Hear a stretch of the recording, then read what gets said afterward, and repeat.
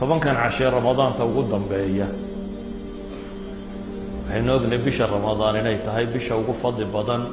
sanadka isla markaa waxaynu ognahay tobanka habeenee ugu dambeeyaana inay ramadaan ugu sii fadli badan yihiin yani culimmadu waxay yidhaahdaan sanadkao dhan marka la isku daro haddii toban uun la qiimeeyo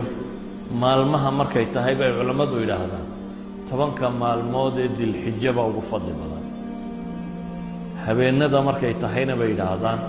tobanka habeen ee ramadaan baa ugu fadli badan marka tobankan cashe ee ramadaan ugu dambeeya habeenadeeda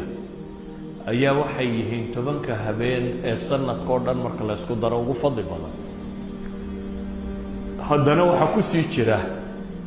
habeenka dee sanadkao dhan marka la isku daro isaguna ugu fadli badan idan waa bishii u fadli badnayd iyo tobankii habeen ee sanadka ugu fadli badnaa iyo habeenkii sanadkao dhan ugu fadli badnaa oo tobankan laga dhex filayo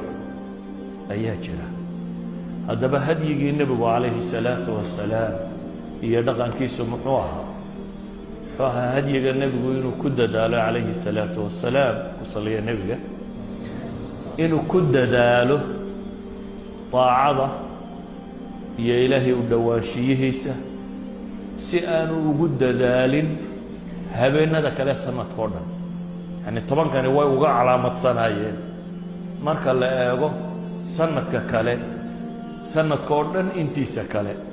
si awgeed bay imaamu muslim xadiidka soo warinaya lmuminiin caaisha radia allahu canha waxay leedahay kaana rasuulu llahi sala allahu calayhi waalihi wasalam yajtahidu fi lcashri alawaakhir maa laa yajtahidu fii gayri wuxuu ahaa nebi moxamed calayhi salaatu wasalaam tobankaa habeenee ugu dambeeya bisha ramadaan mid dadaala